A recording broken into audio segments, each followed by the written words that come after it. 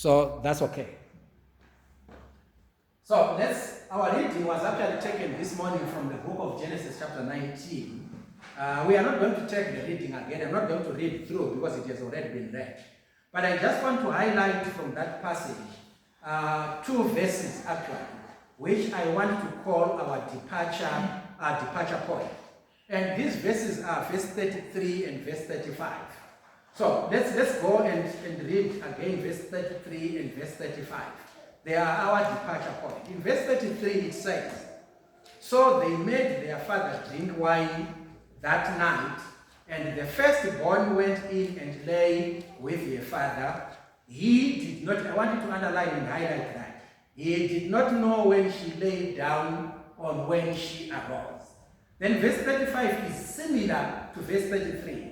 "So they made their father drink wine that night also, and the younger arose and lay with him, and he did not know when she lay down or when she arose." So my lesson this morning is titled Alcohol, Beer Drinking and Drug Abuse. We are not going to talk a lot or everything about it. It's a long lesson, but we are going to talk what we can actually talk. So our base passage is Genesis 19, 30 to 38. And I've already told you that verses 33 and 35 are our departure point. Lot did not know when his daughters lay down or when they arose. This actually gives us a question. And in fact, before we ask that question, it actually makes me scared. You know, this is scary. For Lot, I mean, if they wanted to take him away, they could actually kill him. What this tells me about Lot is that Lot did not realize. I don't know if that statement is literal. Whether it's literal or it's not, that's really besides the point. But this is the point, which is very important that I want you and me to take note of. What that statement tells us is that Lot was defenseless. Lot did not understand or could not comprehend anything, because getting drunk disables the natural and normal function of the body, be it mental, emotional, logical, neurological, or physical. In fact, this is the main reason why people drink, to actually alter their mental state and perception. I have heard several people actually tell you that I started drinking because I was having problems at home, or I wanted to cure stress, or I wanted to do A, B, C, D. Most of the times, I didn't see anybody who actually cured stress by drinking, because you actually create more stress by doing that. Intoxicants such as alcohol are not consumed for vitamins, we all know, or for any nutritional value, or on the contrary, they actually even cause ailments, as what I've actually just said there. The side effects of drinking are many.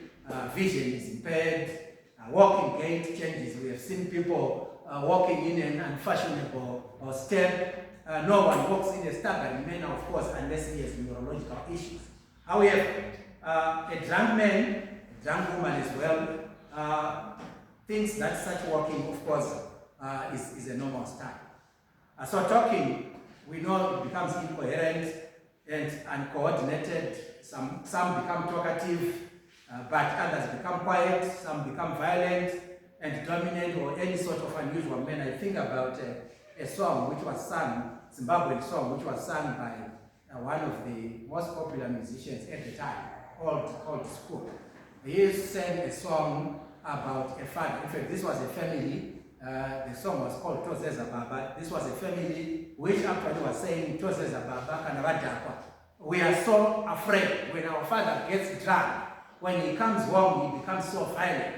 He becomes so domineering and so dominant. People actually do that. Go home when this father is not drunk. He's a very good man. Give him beer. You are going to be fighting all the way through. Some would unconsciously sleep on the roadside or even on the road itself, but they still feel at war. We know people that were overrun and killed, of course, by moving cars, and they lost precious lives while sleeping on the road. You actually become very much comfortable sleeping on the roadside because you can't decide on your own. You still believe that you are sleeping on your father's bed, yet you are actually sleeping on the tarmac. People have died before. People do all sorts of regrettable and ridiculous things when they are drunk. Married people engage in extramarital affairs when drunk. In fact, some would actually raise up, I highlighted it, a defense of intoxication. It's interesting that in our laws, a criminal is given an array of defenses to defend himself or herself. I'll give you an example. If you are epileptic, there's a defense in the court of law which is called the defense of automatism. So if you are epileptic and you were driving your car and the epilepsy catches you, you lose, the control of your body. And maybe you lose control of your car and you hit somebody and that somebody dies. And you obviously are going to go to court. When the court is deciding whether to convict you or to let you go, you can raise that defense as a defense automatism. At that particular time, I could not control myself because epileptic had caught up with me. If the doctor examines it for sure, he certifies that you actually were under that problem of epileptic, they can actually submit that to the court and the magistrate will acquit you. Because they are saying it was involuntary, you could not control yourself. But intoxication was disqualified as a form of defense. Because they are saying you intoxicated yourself, so you can't raise that as a defense. It's voluntary. It was not involuntary, it's not natural. So it's even disqualified as a defense, intoxication. And Lord did something that was very outrageous, which he would not do in his normal and sober senses. None of us in our sober mind would actually do it unless you are actually high on something. He did an abomination, nevertheless, because he had lost his thinking care. In fact, this should actually tell us how demonic beer can actually be at times. Our laws, like here in Zimbabwe and across the globe, they criminalize what they call incest. Incest is a crime which is defined as sexual relations between closely related people. Lot would be charged with incest if he lived or if he had lived today. But because his mind was confused by the wine, he couldn't resist what he did. If what I consume to intoxicate myself end up confusing me to that extent, I better avoid it. In fact, this should be a good reason why we should stop drinking. That's just one of the good reasons. In Genesis chapter 19, verse 20, another good example is of Noah, who also got very drunk, and the result was he lay naked in his tent. We know the story. That actually invited troubles to his grandson Canaan after Ham had seen him, when he was naked, right, sleeping in his tent. Intoxicants alter mental state and perception. Noah's drunkenness caused his youngest son Ham to see him naked, which was not right, and it caused consequences to Canaan. In the book of Esther, chapter 1, verse 10 to 12 to 22, we read the story of the Persian king. At the time, his name was called Ahasuerus. Historically, he is also known as Xerxes number 1. He actually became very unreasonable, and because he was drunk, he wanted to parade his wife, Queen Vashti, because she's very beautiful. Let her come here. I want everybody to see her beauty. Of course, Queen Vashti was very reasonable. She refused. She defended her rights. We know what actually followed there. They are actually going to divorce. In fact, that was a blessing in disguise for Esther herself, because she then became the queen. But it was because he had become so irrational because he was drunk. Once he was sober, he regretted his move. And mostly that's what happens. When they are sober, they will always regret their move. He started thinking about it. Unfortunately, the damage had already been caused. It was too late. We read that story in Esther chapter 2. What we call beer, going into beer itself and try to describe it. What we call beer today was obviously called wine in the Bible. Wine refers to both fresh or fermented drink, which is made from grape juice, for they had plenty vineyards in Israel. Fresh grape juice made no one drunk, and it never has a history of making anyone drunk.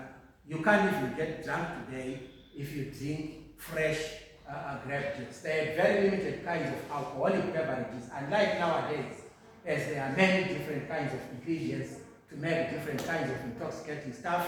Many more researches, of course, over time have been made, and of course they've enabled technology being enabled by technology, so many ingredients were discovered over time that are needed to make, of course, modern beers and modern wines. What we call wine today is not comparable to theirs.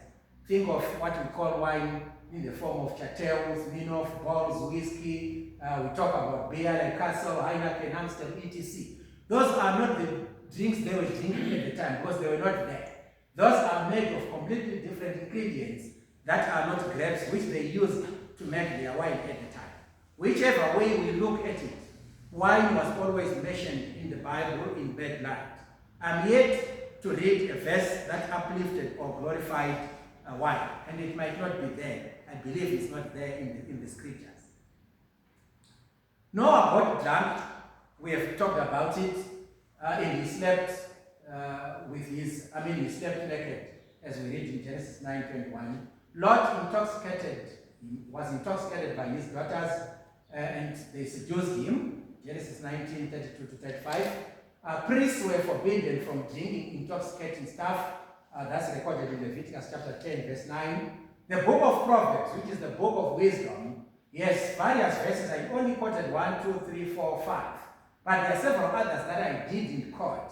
All of them talking about beer. I just want us to read one that I found very interesting, and that is Leviticus chapter 23, verse 29-35. So let us read it through together. The writer of the book of Hebrews is believed to be Solomon, the book of Proverbs, believed to be Solomon, the wisest man. So he begins in verse 29 by asking questions, at least 6 questions that he heaped together in that verse. The first question is, who has war? Who has sorrow? Who has strife? Who has complaint? Who has wood without cause? Who has redness of eyes? Then in verse 30, he's going to answer those questions. And he says, those who tarry long over wine, those who go to try mixed wine. Then in verse 31, he gives an advice. And he says, do not look at wine when it is red, when it sparkles in the cup and goes down smoothly. In the air, it bites like a serpent and stings like an adder. An adder is a very dangerous snake. Your eyes will see strange things, and your heart will utter perverse things. You will be like one who lies down in the midst of the sea, like one who lies on the top of a mast. Those 2 things that he used there as an example are very interesting to me. And I believe this is exactly what one feels when they are drunk. If you go and sleep on top of the sea, imagine the waves are actually tossing you up and down. That's exactly the feeling that you have when you are drunk. You are like somebody that's being tossed up and down, tossed up and down. He has used another example of a mast. And a mast, we know, is that long, thin tower that's actually put mostly on ships to balance and, of course, control the ship. It's so thin that you can't actually go on top of it and sleep. But he actually is saying when you are drunk, you actually feel like you are sleeping on that thing because you are not really balanced in what is happening. In verse 35, he then says, you are going to say, they struck me, you will say, but I was not hurt. They beat me, but I did not feel it. When shall I awake? I must have another drink. This is what the writer of the book of Proverbs is talking about. Drunkards are also strongly warned even in the New Testament. And of course, we can quickly quote 2 passages that can quickly come to mind. One is in Galatians chapter 5. You remember in Galatians chapter 5, Paul, we highlighted about this in the morning. Paul talks about a human being who is divided into 2. One part of a human being always wants to think about fleshly things, and the other part actually wants to think about spiritual things. So Paul actually begins in verse 19, and he's actually talking about what he calls the works of the flesh. One of the works of the flesh that he actually mentions there is drinking. And he then makes a conclusion and says, including drinking, including prostitution, including murder, including jealousy, including all those kinds of sins that we actually know. He actually says those who do this are not going to inherit the kingdom of heaven. Then he repeated that in 1 Corinthians chapter 6, verse 10 as well, talking about those who are drunk. they can't inherit the kingdom of God. So they say the Bible is silent on drinking. I believe that is giving Satan an undeserved advantage. Because the Bible talks about drinking in bed light. Drinking, smoking, prostitution, lesbianism, homosexuality, and many other things. I want to remind you that these are just tools that the devil is using to help people feel comfortable in their sinful actions. He used them to grip us, to actually think that we are doing what is right, yet we know we are not doing what is right. I mean, let me ask you these questions and follow them through with me. Can you honestly picture Jesus, whose steps we are to follow? According to 1 Peter chapter 2, verse 21, the writer actually says, we follow the footsteps of Christ. Can you picture him, Jesus Christ, going into a store or into some liquor hub somewhere, and he asks for a pack of cigarettes, he lights it up, and of course he puffs it away. Imagine the same Jesus, can you picture him going into a pub, and you see him sitting, chit-chatting, drinking, and of course occasionally taking to the dance floor with other fellow revelers. You can't resist it. When you are a bit tipsy, you are actually going to stand up and start dancing with everybody. Imagine a tipsy Jesus going outside the pub while he has been smoking and drinking. He goes up outside of the pub to engage one of the ladies of the night that are actually lining up the street, and thereafter he comes back and he tries to preach to the people about the kingdom of God. Imagine and picture him doing all those things. Who do you think would listen to him if he were to do that? Who would take him seriously? I believe he would have killed his influence as a preacher and a teacher, and his teaching would be very ineffective if he were ever to do that. So if Jesus could not do that because he didn't want to dilute his preaching powers, we should also avoid that. If Jesus couldn't do that, I shouldn't, and you shouldn't also. Paul wrote in Galatians chapter 2, verse 20, I quoted this passage, and you may remember me saying it's one of the passages that I love to quote, and perhaps one of the most quoted passages by my standards in a year. Galatians chapter 2, verse 20. He actually says all Christians were crucified with Christ when they were baptized into his death. It is no longer them who live, but Christ is actually living in them. That is very inspiring to me to know that when I was baptized, and if I actually try to follow the footsteps of Jesus, like what Peter told us, I am like Jesus who is living in me. So what that means is I should put away all things that are unchristlike, so that I will always walk with him, in his footsteps. Does that verse make any sense to us? And I believe it should make sense to us. The world classified drinking, smoking, prostitution as sins, yet some Christians refuse to acknowledge that sin. It's interesting to me that even in the rural areas where we preach a lot, so many people, I've had an encounter where you go and you teach and you study with somebody. And somebody tells you that, look, what you are saying, I believe that.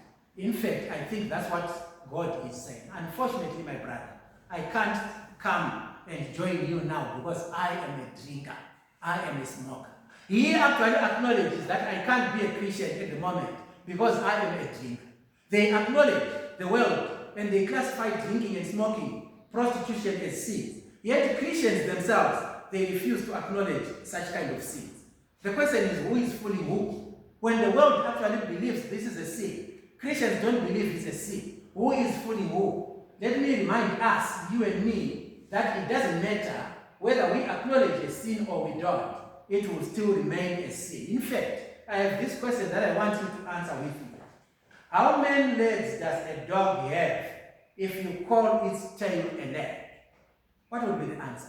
If you decide to say, okay, this tail of my dog is not a tail, it's actually a leg. How many legs will that dog have? The answer is there. Of course, the answer is 4, not 5. Because calling a dog's tail doesn't make it a leg. It will remain a tail. The dog will still remain with 4 legs. Giving high-sounding new names to sinful practices doesn't change the nature of those sinful practices. A sin remains a sin, whether you recognize it as one or not. Whether I recognize it as one or not, it still remains a sin. Doesn't matter what I call it, it will remain a sin. One more question. Which of the following then is drinking more like? Is it more like the works of the flesh, or is it more like the fruit of the Spirit? Like we saw in Galatians chapter 5, 19 to 21, or Galatians chapter 22, verse 2 up to 23, which talks about the fruit of the Spirit. What is drinking more like? Is it more like the deeds of the old man, as is defined by Paul in the book of Colossians? Colossians actually says when you are baptized, you are no longer an old man, an old woman. You have actually become a new creation, and a new creation should leave those things of the old and he starts doing things. Drinking, where would you put it? Would you put it in as the deeds of the old man, or you would put it as the deeds of the new man? One needs to critically see that drinking for a Christian is actually sinful. Only those that are blinded by the deceitfulness of sin have problems seeing that drinking is a sin. Other than in this case, we know that Lot's moral conduct stands unblemished. He was a God-fearing man, yet one blemish that we know about Lot is intoxication, which actually led him to do things that were not right. He was pulled down by drinking. No matter how strong you may think you are, being drunk has a potential of pulling anyone down. And what about the drugs? Of course, the Bible tells us about our bodies that are the temple of God. We know that they are the temple of God, as mentioned at least in those 3 verses in the book of 1 Corinthians chapter 3, verse 16, 17 to 19. They tell us that our body is meant to worship God. It should be a tool that we use to worship God, not to worship ourselves, not to worship our pleasures. We are supposed to use our bodies as the temple of God. Let me just run through some of the dangers of beer drinking and drug abuse. Then I'll be done with my presentation this morning. One of the dangers that we know is number one, which is health problems, including madness. I know several people that are mad now because they overdrank throughout their lives. They just can't control themselves. I know of a man who actually would not be able to do anything. In the morning, when he wakes up, he's just shivering. So he would need a bottle of castle. He loved castle. You actually bring a bottle of castle and he actually drink that. The moment he finishes that bottle, then he's okay. And he will be able to work. I know of a man who was the chief interpreter at the court, at trade court at some point. He would not be able to interpret anything. You needed to bring a cigarette, a Madison cigarette. You give him a corner where he goes and he puffs 1, 2, 3 pulls. Then he comes back and he's a normal person. He has altered the function of your body. I have seen people like that. That's now is a healthy problem, and even including madness. Time wasting without any production. Imagine those young men and young women who are abusing drugs. They don't have any time. All the time, they call it kustika. They are unconscious throughout the day. What can you produce while you are in that state? Obviously nothing. Man wasting, of course, instead of investing for future family. This reminds me of a story that I heard of this woman after her husband died. So this woman, children would actually come and gang around the parent who is living, and they are saying to the mother, "Can you pay fees for us?" The mother is saying, "I don't have fees. Your father died. Can you pay fees for us?" So this woman actually, while the husband was living, I'm told the woman was gathering everything. Whenever the man went out to drink, and he brought the empts or whatever, he would actually broke that debt down, and perhaps the price that the beer that he would have drunk that day would have cost. When he has smoked and he has finished, when he takes his empty packet to the dustbin, the woman would take it and store it somewhere. So after his death, and the children are coming to bother her, she said, look at all these things. Let's calculate together. How much do you think your father spent during his lifetime on his cigarettes? They calculated the packets, thousands of packets, and they came out with a substantial amount. They then went to the beer. Look at all this. This is the beer that your father drank during his life. How much do you think he spent? Of course, they came up with 1,000 plus United States dollars of today. Then the mother said, if only your father had been prudent enough, he would not have done what he did. He would have saved that money for your future. Today, you would not actually be troubling me. Money wastes. Money that was wasted instead of doing something that was good for the family.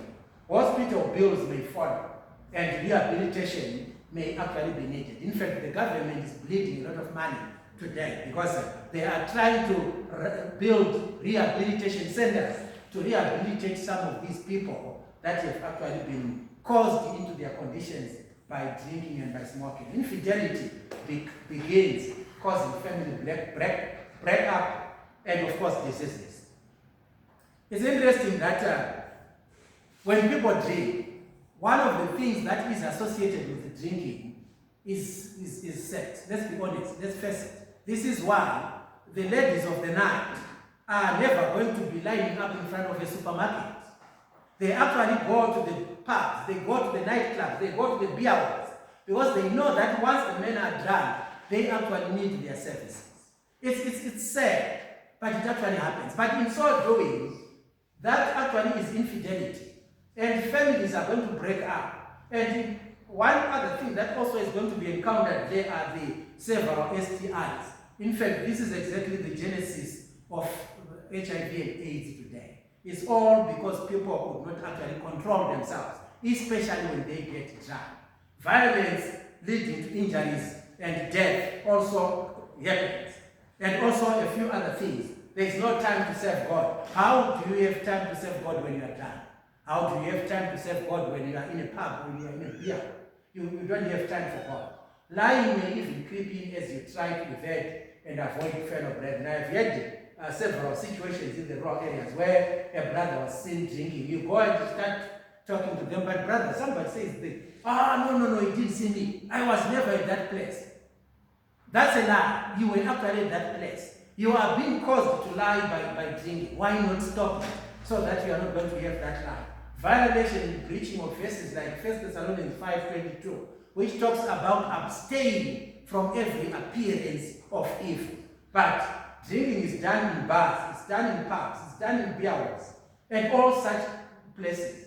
And in those places, so many uncouth activities take place. Are you prepared to be in such a company? And are you able to control yourself while you are there? Those are the questions that I want us to think about as we are actually going home this morning. My topic was about drinking. We could have done justice to this topic if we had a lot of time, but we rushed it through because I just wanted us to have the periphery of the dangers of drinking. I am saying, dear brethren, who believe that there is nothing wrong in drinking. But I think from whatever passages that we read, they are actually pointing to a disaster which is waiting to happen. Once you are drunk, when Lot was drunk, he couldn't do anything reasonable. When Noah was drunk, he couldn't do anything reasonable. When Ahasuerus was drunk, he couldn't do anything reasonable. When I am drunk, I can't be the odd one out and do things reasonable. I will still be like Noah. I will still be like Noah. I would like to say, let's think about those things, and they will help us today. They will help us with the generations tomorrow. Let's remind them that the Bible is very specific about drinking. It says in the New Testament that we should not. Anybody who is a drinker will not inherit the kingdom of God. That's what 1 Corinthians chapter 6 tells us about. And that's also what we read in Galatians chapter 5. Let's think carefully about that, because it will actually help us to live with Christ when he comes. I hope and trust that those few words are going to help us to improve in our lives. Thank you for your listening.